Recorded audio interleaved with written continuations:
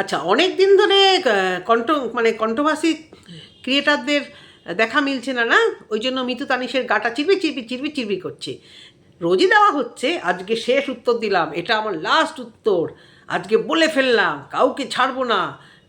কি কেউ বোকা নয়, সবাই চালাক, সবাই আইন বোঝে, এই সমস্ত টাইটেল যখন ওই গণ্ডগোল হচ্ছিল পিয়া আর কল্পনাদের মধ্যে, তখন বেশ দিব্যি দিয়ে ঠিয়ে, তাও দেখলো না কিছুই তো হচ্ছে না। তাহলে এবার এমনি আমি ডাইরেক্ট কন্ট্রোভার্সি ক্রিয়েটারদের খোঁচাই, তোমরা আমার নামে কেউ কিছু বলো না তো কমেন্ট বক্সে, না তোমরা কন্ট্রোভার্সি ক্রিয়েটারদের কেউ খবর দিও না, আমার খুব গাত্রদাহ হয়। ওরা ভিউজ কামাচ্ছে, কামাক, ওরা আমার নাম করে ভিউজ কামায়। 1 লাখের তো চ্যানেল, লাস্ট কবে 10,000 ভিউজ হয়েছিল কন্ট্রোভার্সিয়াল টপিক না দিয়ে? একটু বলতে পারবে তোমাদের এই হাল কেন বলো তো? হলো খুব অবাক লাগে। বাই চান্স হয়তো পেয়ে গেছিলে একটা সিলভার প্লে বাটন, তারপরে আর কন্টেন্টের কোনো মাথা মুন্ড নেই, ঘরে একটা সাজিয়ে রেখে দিয়েছো সিলভার প্লে বাটন, লোকেরা দেখছে, আর তারপরে ভিউজগুলো দেখছে 5,000, 6,000, 4,000। তারপরেও আবার কি চ্যাটাং চ্যাটাং বুলি আমাদের নিয়ে কন্ট্রোভার্সি করছে, আমাদের খবর দিয়ে না। কে করছে গো? আমি তো দেখিনি কেউ করছে। তোমাদের নিয়ে কন্ট্রোভার্সি কে করছে? এখন তো সবাই পিয়া, কল্পনা, মন্দিরা, মারিয়া, এই সমস্ত নিয়ে ব্যস্ত হয়ে আছে। তোমাদেরকে নিয়ে কে কবে কন্ট্রোভার্সি করেছিল? মাঝখানে তো কেউই করছিল না। তারপর দিদির বরকে নিয়ে থাম্বনেল দিতে আমি ফার্স্ট করেছিলাম, তারপরে হয়তো অনেকে করেছিল। তো তারপরে আবার চ্যাটাং চ্যাটাং কথা আমাদের নিয়ে কথা বলে, আমাদের নিয়ে ও কথা বলে। তোমরা তো চাইছোই, কিন্তু না, আমি ছোটো ক্রিয়েটার, আমি বললে তোমরা অতটা ভাইরাল হবে না। আমি জানি যে কন্ট্রোভার্সি করলে নাকি চ্যানেলে ভিউজ বাড়ে, যদিও আমি ব্লগার হলে কোনোদিন ওই লাইনে যেতাম না।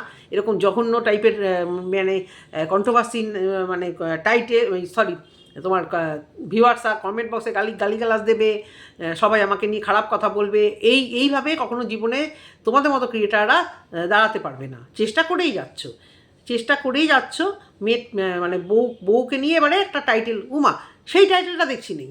টাইটেলটা দিব্যি দেখলাম কি না, মিতুকে বিয়ের আগে অনেকেই ভালোবাসতো, কী সুন্দর টাইটেল মাগো।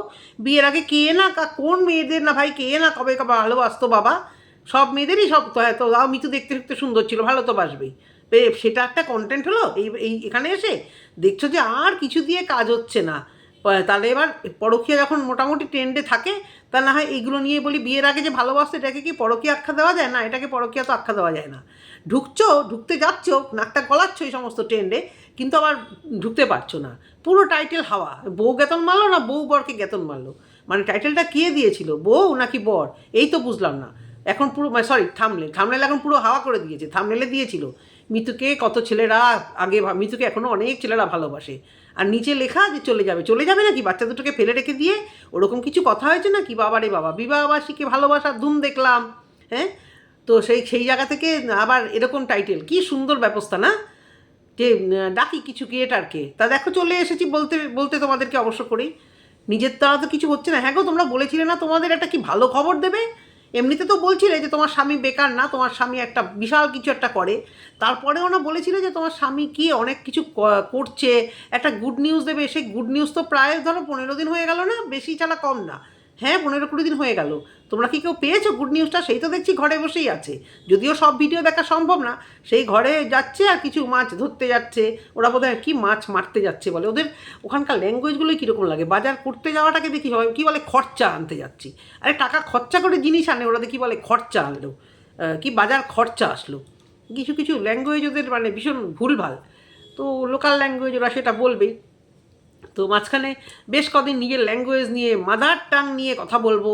হ্যাঁ, মাকে না পুছলে কী হবে, মার ভাষাটাকে আমি শ্রদ্ধা করে মাকে নিয়ে করবো। তো এখন তো মার পেছন ক্যামেরা, মা কাজ করছে, সব কাজ করছে, কতক্ষণে মার পেছন মাকে নিয়ে মানে মাকে দেখাবে আর কি, লোককে দেখাবে। আবার লোককে যখন বলবে যে তুমি তো মার উপর অত্যাচার করো, যে খবরটা বেরিয়ে আসবে, তখন আবার মাকে বসিয়ে দেবে। হ্যাঁ, তো বেশ ভালো চলছিল ওই 5, 6, 7 ভিউজ। তো তাতে আর হচ্ছিল না, এবার একটু খোঁচাই। এবার বউয়ের চরিত্র নিয়ে আমি এখানে বসে যাই, যদিও খাইনি, কেউই খায়নি, বুঝতে পেরেছো? খুব বলতে গেছিলে, বিয়ের আগে ওরকম সবার থাকে, সবারই 2-3টে সম্পর্ক থাকে। সেই নিয়ে একেবারে বউ বানিয়ে বিনিয়ে আমাকে পছন্দ করতো, আমার প্রথম প্রেমে। কে শুনতে চাইছে গো? তোমার কি পছন্দ করতো, তোমার কি বিয়ের আগের ওই ঘটনা কে শুনতে চাইছে? এক তো সারাক্ষণ কিছু খারাপ, মানে খারাপ পেও না কেউ, যে বাচ্চা দুটো ঘরের মধ্যে যখনই ক্যামেরা অন করে ঘ্যাচর করতেই থাকে। আর মানে মারাত্মক হাইপার অ্যাক্টিভ বাচ্চা দুটো দেখতে যেরকম মিষ্টি, সেরকম ওই বাবা মা দুজনের নেচার একসাথে মিলিয়ে পেয়েছে, বিশেষত বাবার নেচারটা বোধ হয়। প্রচণ্ড হাইপার অ্যাক্টিভ, মানে কপালে ওদের অনেক দুঃখ আছে যদি এখনই ওরা শক্ত হাতে শাসন করে না ধরে। এখনই ওদের একটা বুকিং প্রয়োজন, মানে ভীষণভাবে ওই মানে বেস্ট ফিডিং সরিয়ে টরিয়ে দিয়ে ওদের দুজনে বিশেষত বড় ছেলেটির ইমিডিয়েট ড্রয়িং ক্লাস বা পড়াশুনোর দিক থেকে একদম বুকিং প্রয়োজন, নালে কিন্তু মানে মারাত্মক মানে হয়ে যাবে। আর এই সামলাতেই চেহারাটা ওই ওরকম ভাবে রোগা কাঠির মতো হয়ে গেছে। তার মধ্যেও রোগা কাঠির মতো হয়ে যাওয়াতে এবার মাথার মধ্যে তো গুটকা চালি ঘরে, কখন কাকে নিয়ে থামলেন দেবো, কোন ভিউয়ার্সকে আঙুল তুলে কথা বলবো, তাতেও কিছু লাভ হয় না। এবার তাহলে বউয়ের বিয়ের আগের সম্পর্ক নিয়ে এবার এখানে ফেঁচাতে থাকি, দেখি এখানে কিছু সম্পর্ক হয় কি না। তা বর বলেছে বেরিয়ে চলে যেতে, তুমি কি বেরিয়ে চলে যাবে নাকি? কন্টেন্টের জন্য বেরিয়ে যেতেই পারো, তোমরা কন্টেন্টের জন্য চেষ্টা অনেক কিছু করে যেত, কারণ মান সম্মান সত্যি তো তোমরা কিছু বজায় রাখো নি। যে সমস্ত ব্লগাররাই পারিবারিক কেচ্ছা এইভাবে তুলে ধরে, হ্যাঁ যেভাবে তোমরা তুলে ধরেছো, তোমাদের সত্যি তোমাদের কি আদল মান সম্মান লাজ লজ্জা ওয়াইটিতে কিছু বেঁচে আছে কি না? কিছু বেঁচে নেই।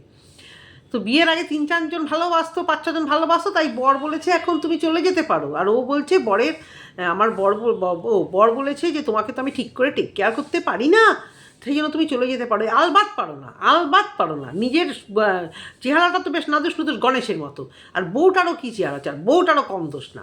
এখনও পর্যন্ত বাচ্চাগুলোকে বেস্ট ফিট করাচ্ছে, ওদের কি সেই বয়স আর আছে গো? হ্যাঁ, এবারে তো দাঁত উঁচু হয়ে যাবে, দাঁতে পোকা হয়ে যাবে। তোমরা মানে অতি মা সাজ দেখিয়ে তোমরা এমন দেখাও জগতে একমাত্র তোমরাই মা, আর কেউ জগতে মা নেই, এমন একটা অ্যাটিটিউড দেখাতে থাকো। সেই মানে বাচ্চাগুলোকে একদম মানে সৃষ্টি ছাড়ার মতো করে রেখে দিয়েছে, সত্যি কথা।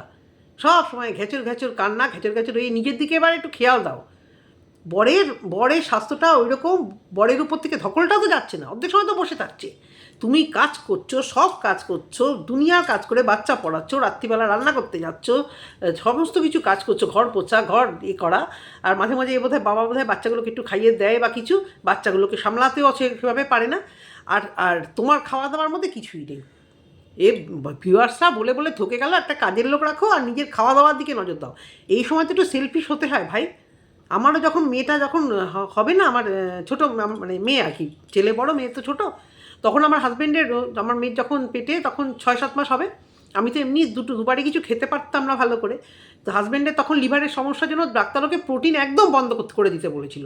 ওরও কোলেস্ট্রল ধরা পড়েছিল, আর প্রবলেমের জন্য একদম বলেছিল ওর সারা দিনে ওর প্রোটিন 5 গ্রাম না 6 গ্রাম এরকম করে দিয়েছিল, ভাবো। আর আমাকে বলেছিল এই যখন কিছু খায় না, এ গুতিয়ে লিটার দুধ আর 2-3টে করে ডিম সিদ্ধ যেন বমি করলে যেন গুতিয়ে খাওয়ানো হয়, একদম মানে একদম স্ট্রিক্ট লিভ ছিল। এত খারাপ লাগতো না আমার যে বর খেতে পারছে না, কিন্তু আমি খেতে চাইতাম না, কিন্তু বোঝানো হতো যে তুমি তো নিজের জন্য প্লাস ওই বাচ্চাটার জন্য খাওয়াচ্ছ, প্লাস বাচ্চা হয়ে যাওয়ার পরে তো আরও প্রচণ্ডভাবে দরকার। তো এইটুকু কি তোমার বর বুঝতে পারছে না? এত ভালোবেসে রাখছে না, ভালোবেসে ছড়িয়ে রেখে দিচ্ছে একদম। আর মানে জগতে তোমরা সবার ভালোবাসা নিয়ে তোমার প্রশ্ন, কিন্তু তোমাদের দুজনের ভালোবাসা আবার কারা আবার তোমাদের মধ্যে কি তোমাদের সংসার আবার বিচ্ছেদ ঘটাতে চাইছিল, এরকমও বলেছো, এরকমও কথা শোনা গেছে তোমাদের বিচ্ছেদ ঘটাতে গেছিলো কোনো ভিউয়ার্স না ক্রিয়েটার। তো হাজব্যান্ডকে একটু বলো, বরটাকে একটু বলো, বা নিজেও একটু চেষ্টা করো যে আমি আর টানতে পারছি না, হয় কাজের লোক কাউকে রাখো আর আমাকে একটু ভালো মন্দ খাওয়াও।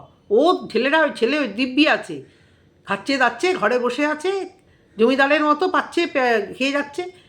নজরটা তো তোমার দিকে হওয়া উচিত ওরও, যে দুটো বাচ্চার মা, ওর উপর থেকে কী ধকলটা গেছে। হ্যাঁ, বাচ্চাগুলোকে এখনও দুধ খাওয়াচ্ছ, দিকে নিজে কিছু প্রোটিন কিচ্ছু খাওয়া দাওয়া হচ্ছে না। বড়া ভাজা, মাছ ভাজা, তারপরে অনেক কিছু মাছ আবার তুমি খাও না শুনেছি, সেটা নিয়েও বড় একদিন ব্যঙ্গ করেছিল যে ওরা আবার এই সব মাছ খায় না, তখন আবার তুমি আবার সে কথাটাকে কাটলে, কোথায় আমি বলেছি আমার এই মাছ ভালো লাগে না। তো তোমার ভালো মন্দের মাছ বা তোমার ভালোবাসার জিনিস দেখি না তো আনতে, ওর বন্ধ থাকতেই পারে, ওকে ডাক্তার বারণ করতেই পারে, কিন্তু তোমার কি বারণ? এই চেহারায় এই পরিমাণ খেটে যাচ্ছ, আর ক্ষণে কন্ট্রোভার্সি ক্রিয়েটারদের কথা আমার কাছে লেখো না।